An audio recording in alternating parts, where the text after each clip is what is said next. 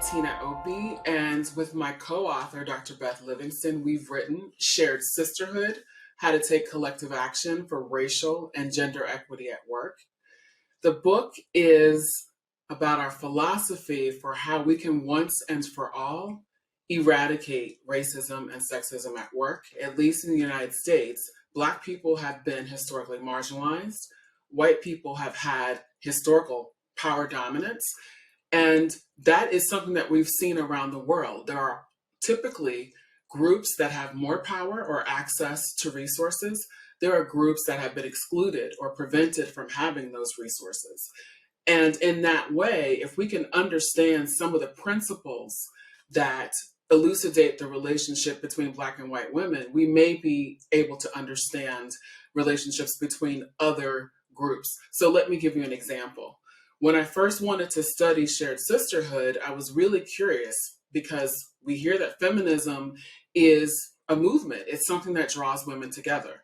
But when I looked around the differing workplaces, I've been a banker and a consultant, now an academic and an entrepreneur. In all of those contexts, I noticed that there was a lot of fragmentation and honestly segregation between Black and white women in the workplace. That made me wonder, if feminism or sharing a gender is not sufficient to cause women to come together, what is it about race that causes this divide? I then did some research on the history of women in the workplace, specifically in the United States, and found out that a lack of trust was a critical issue.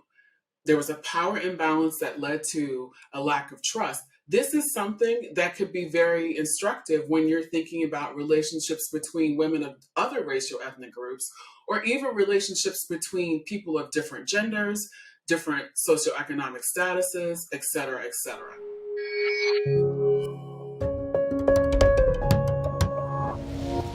Organizations are comprised of individuals who direct and lead and manage systems. So if we were to only focus on individuals, we might end up only talking about things like implicit bias, preference, et cetera, et cetera. In contrast, if we only focused on systems, then individuals might look at the system and say, oh my gosh, we're just getting these disparate outcomes. The system is not working. Well, of course, we need to put those two things together.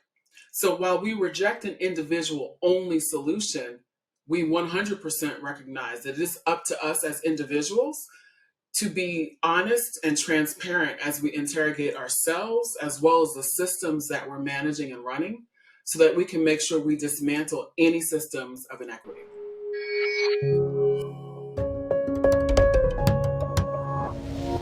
The idea that colorblindness is something that we should do in organizations is common. In our book, we specifically talk about how harmful it can be to embrace a colorblind approach.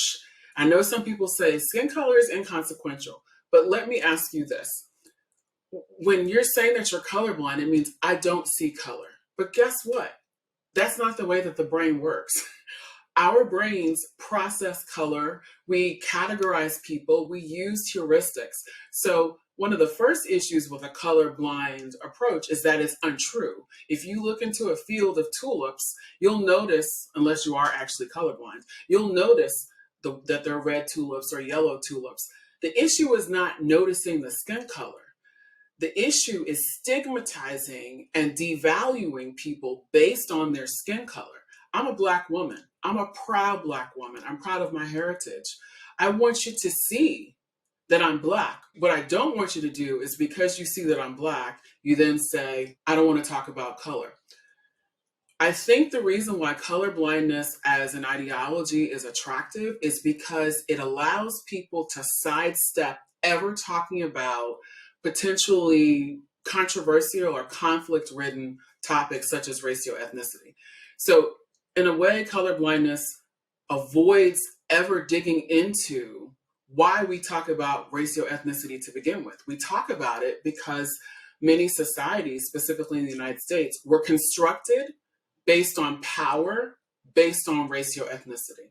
So being colorblind, I think it's well-intentioned, but it's a misinformed approach because it prevents us from ever being able to actually unpack what is happening and why racial ethnicity matters and has been devalued in the workplace in the past.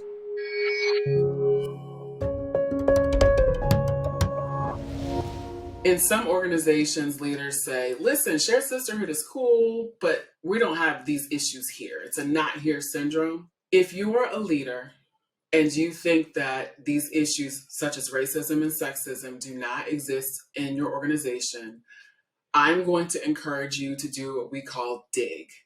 Dig is about surfacing your own assumptions about racial ethnicity and gender.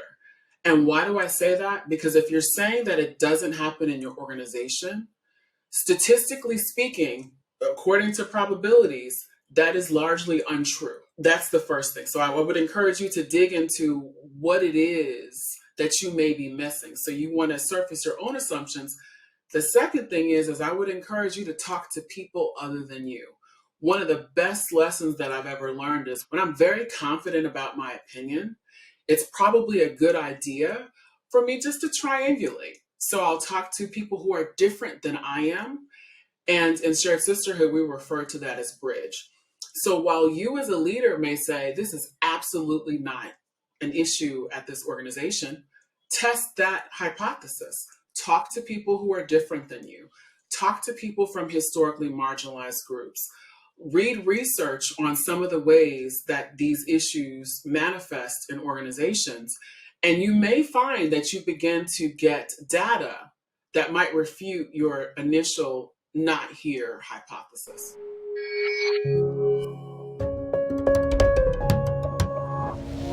Here are a few tips on how you can spot institutional roadblocks, specifically within your own organization. One of them is discouraging critical comments about the organization.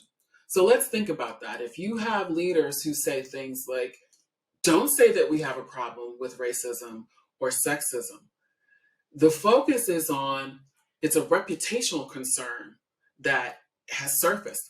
It is not actually a concern for the underlying lived experiences of people that might lead them to say we have an issue with racism or with sexism.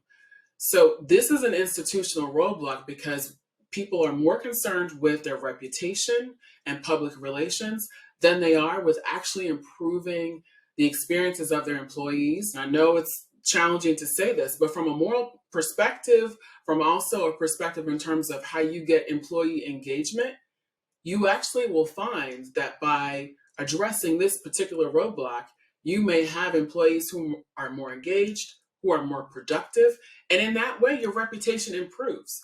But when you try to tamp down and prevent free expression of concerns that people have, it can backfire.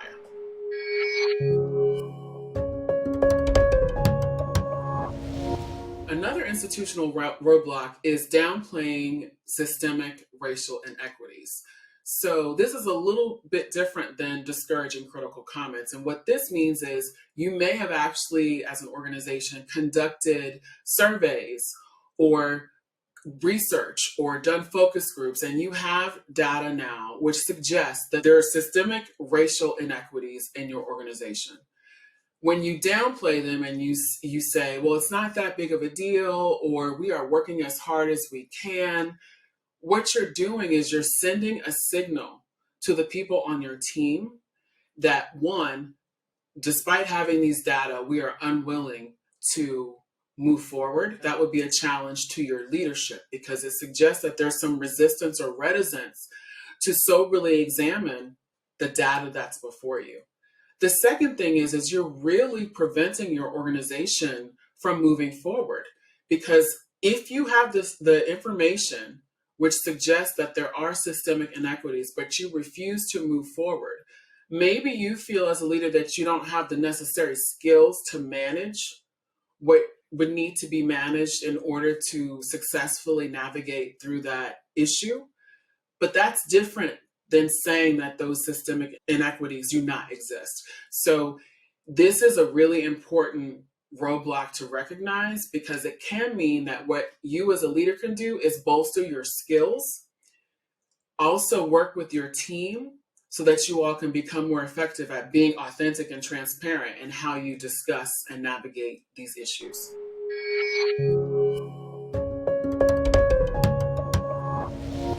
This may sound controversial to many of the people, and I hope it encourages a lot of conversation. So many organizations solely focus on process and not on outcomes.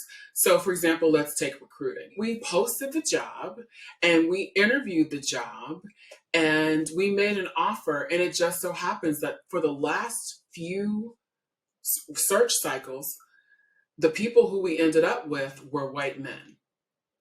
And listen, I don't have anything against white men. I know white men. White men are people too. I think it's important that we say that.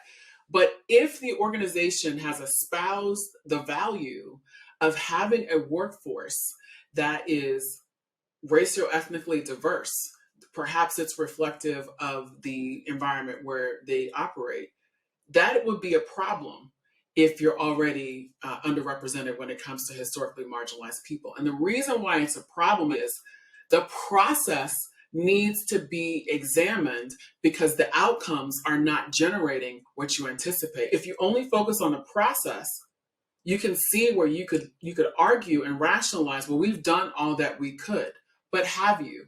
Some of the organizations that we've worked with Shared Sisterhood went back to the process and they realized the way that we're asking some of our interview questions, which again iterates back to the process, but the way that we are asking some of these interview questions, some of the qualifications that we have are preventing people who are actually qualified to get the job. And I'll give you an example.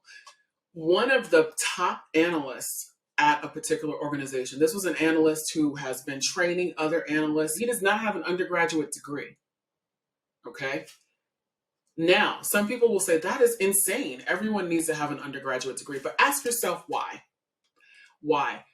What we talked about was, well, what would happen if instead of having that as a qualification, you said, let's give people an actual case study based on the work that they would have to do once they're employed? All of a sudden, the outcomes were different. So it's not as though we only consider outcomes and we don't consider the process, but we need to look at the mutually beneficial or iterative nature between processes and outcomes. And as leaders, it's incumbent upon us to revise those processes if we're not getting the outcomes that we say we desire.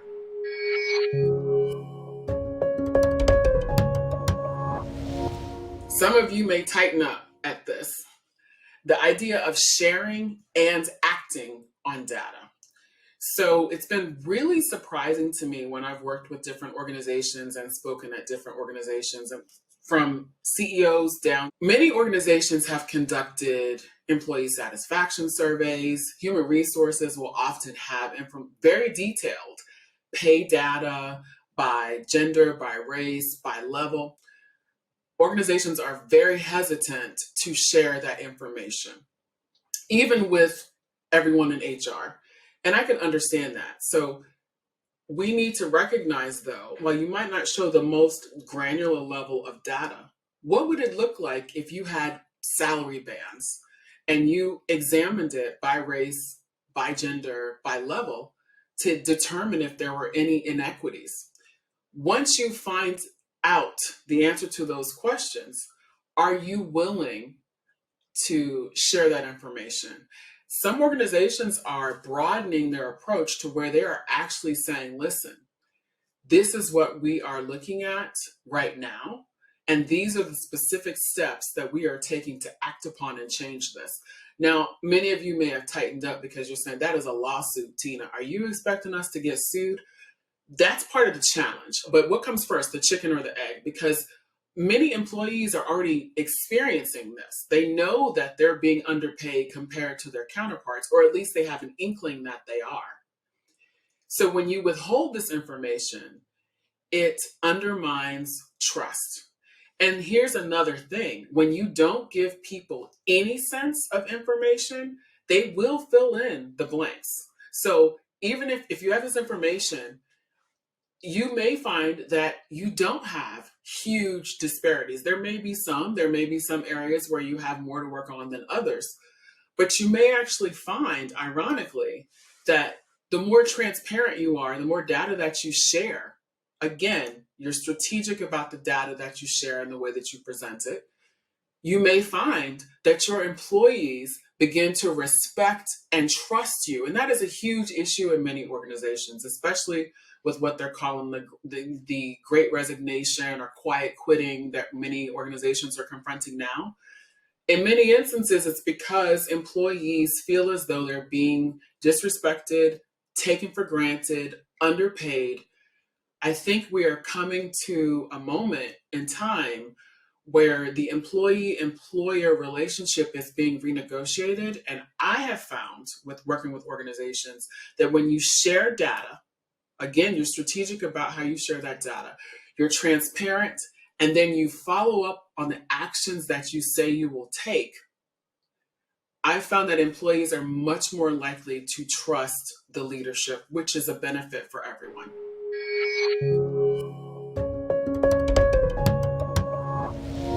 Many organizations have employee resource groups, affinity groups, and in some organizations, they're generally falling into two camps. So in the first camp, these are groups where individuals are coming together with other people who are like them or people who are interested in that shared identity. And they may come together for social reasons, for an opportunity to connect. The second camp is where you might actually have people coming together in employee resource groups where the idea is that these people are helping the company solve issues related to that shared identity. So if you have a women's employee resource group, it could be in the first camp, women are getting together and they're talking about commonality and it's more of a social venture. In the second camp, it would be where women are coming together to help ABC company brainstorm on how it can better serve women employees, but also women clients, women prospects, etc. In the latter camp, when these people are coming together to help the organization, sometimes this is viewed, it's voluntary service, but it takes a lot of effort and time. And so from an extracurricular penalty standpoint, these people are expected to do this work while they're also performing their regular job. And in this way, the reason why it's an issue of equity is that the very people who have been historically marginalized in organizations are encumbered or burdened with having to, on their shoulders, carry the organization forward.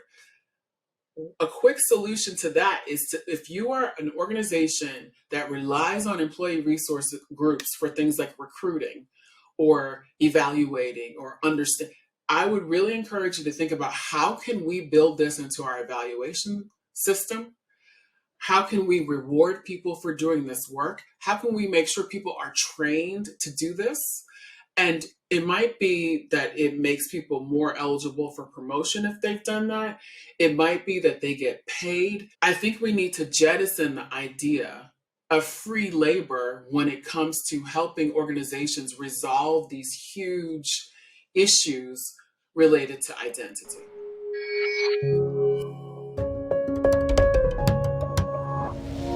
Oftentimes, much of the advice that's given to people is that you need to stand up, negotiate, you need to network with people. But one of the challenges is people tend to network with people who are like them, something called homophily, birds of a feather flock together. And it's true, a woman might be able to network with people. Oftentimes, people who are in charge are people who identify as men. So that's someone who's potentially different than her. That might feel different to that man that she's networking with than when he's networking with a man who identifies in the same way. So we are subjecting people who have been historically marginalized to trying to make their way into a network that potentially was never built for them. And I know that that may sound harsh, but one of the reasons we proposed the idea of shared sisterhood was to fight this idea of the good old boys network. And that was called that for a reason. It was primarily men. It was people of a particular socioeconomic status who often went to particular schools, whose parents golfed together, went yachting. So what you're saying is, why can't a person who isn't from that world just jump into those waters? Because it is different and it works against human nature. So our advice is not that you shouldn't network. You should network. But that squarely puts the responsibility on the individual to effectively network. When what we need is also people and organizations examining what are the systemic issues associated with a network. That is why I think it's a bad idea to tell women, Black people, Hispanic, Indigenous, Asian people, Middle Eastern people, multiracial people, that the solution to any inequity they're confronting is simply to network. Networking is a powerful tool, but it must be placed in context.